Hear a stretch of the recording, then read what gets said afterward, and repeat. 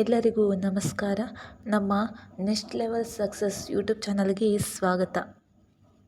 ಆರೋಗ್ಯವೇ ನಿಜವಾದ ಸಂಪತ್ತು. ಆರೋಗ್ಯವನ್ನು ಕಾಪಾಡಿದವನೇ ಜೀವನದ ಎಲ್ಲ ಸುಖಗಳನ್ನು ಅನುಭವಿಸಬಲ್ಲವನು.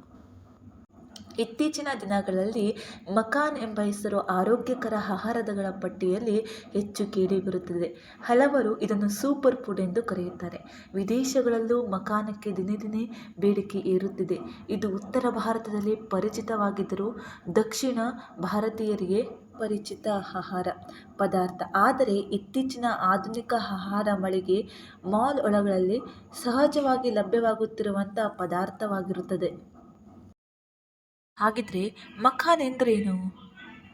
ತುಂಬ ಜನ ಅಂದ್ಕೊಂಡಿರ್ತಾರೆ ಇದೊಂದು ಮಕಾನ್ ಒಂದು ತಾವರೆಯ ಬೀಜ ಅಂತ ಅಂದ್ಕೊಂಡಿರ್ತಾರೆ. ಇದಲ್ಲ, ತಾವರೆ ಬೀಜ ಅಲ್ಲ, ಇದು ಯಾರಿಯಾಲೆ ಫೆರಾಕ್ಸ್ ಎಂಬ ತಾವರೆಯಂತೆ ಕಾಣುವ ಜಲಸಸ್ಯದ ಬೀಜ. ಇದನ್ನು ವಿಶೇಷ ವಿಧಾನದಲ್ಲಿ ಹುರಿದು ಉಬ್ಬಿಸಿ ತಯಾರಿಸುವ ಆಹಾರ. ಇಂಗ್ಲಿಷ್ನಲ್ಲಿ ಇದನ್ನು ಫಾಕ್ಸ್ ನಟ್ಸ್ ಅಥವಾ ಗಾರ್ಗನ್ ನಟ್ಸ್ ಅಂತ ಕರೀತಾರೆ. ಇದು ಮೆಕ್ಕೆಯ ಅರಳಿ ಪಾಪ್ಕಾರ್ನ್ನಂತೆ ಕಾಣುತ್ತದೆ. ಇದು ಭಾರತದಲ್ಲಿ ವಿಶೇಷವಾಗಿ ಬಿಹಾರ್ ರಾಜ್ಯದಲ್ಲಿ ಹೆಚ್ಚಿನ ಪ್ರಮಾಣದಲ್ಲಿ ಬೆಳೆಯುವಂಥ ಸಸ್ಯವಾಗಿರುತ್ತದೆ. 100 ಗ್ರಾಂ ಮಕಾನದಲ್ಲಿ ಸಾಮಾನ್ಯವಾಗಿ ಉತ್ತಮ ಪ್ರಮಾಣದ ಸಂಕೀರ್ಣ ಕಾರ್ಬೋಹೈಡ್ರೇಟ್ಗಳು, ಸುಮಾರು 9-10% ಪ್ರೋಟೀನ್, ಆಹಾರ ನಾರು, ಮ್ಯಾಗ್ನೀಷಿಯಂ, ಪೊಟ್ಯಾಷಿಯಂ, ಫಾಸ್ಫರಸ್, ಕ್ಯಾಲ್ಸಿಯಂ ಮುಂತಾದ ಖನಿಜಗಳು ಮತ್ತು ಅತ್ಯಂತ ಕಡಿಮೆ ಕೊಬ್ಬು ಕೂಡ ಇದರಲ್ಲಿ ಇರುವಂಥದ್ದು.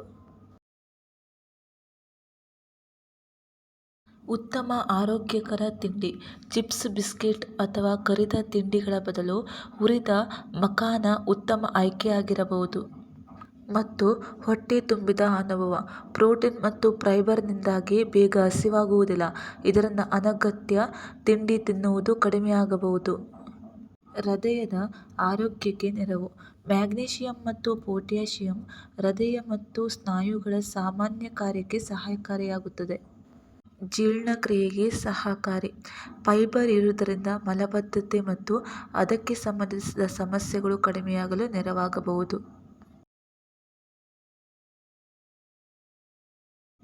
ಮಕಾನವನ್ನು ಕಡಲೆಬೀಜ, ಬಾದಾಮಿ, ಗೋಡಂಬಿ ಇತ್ಯಾದಿ ಬೀಜಗಳಂತೆ ಪರಿಗಣಿಸಬಹುದು. ಅವುಗಳಂತೆ ಬಳಸಬಹುದು.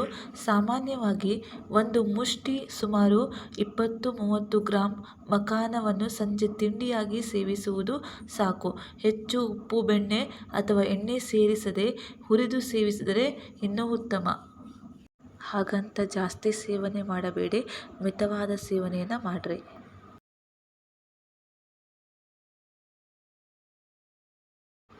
ಮಕಾನ ತಿಂದರೆ ಮಧುಮೇಹ ಗುಣವಾಗುತ್ತದೆ. ತಪ್ಪು. ಮಧುಮೇಹಿಗಳು ಸ್ವಲ್ಪ ಪ್ರಮಾಣದಲ್ಲಿ ತಿನ್ನಬಹುದಾದಂಥ ಒಂದು ಆಹಾರವಾಗಿರುತ್ತದೆ.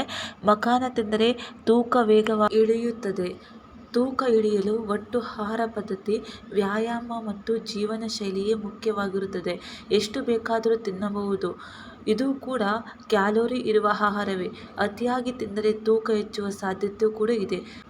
ಅದನ್ನು ಮಿತವಾಗಿ ನಾವು ತಿನ್ನಬೇಕಾಗುತ್ತದೆ.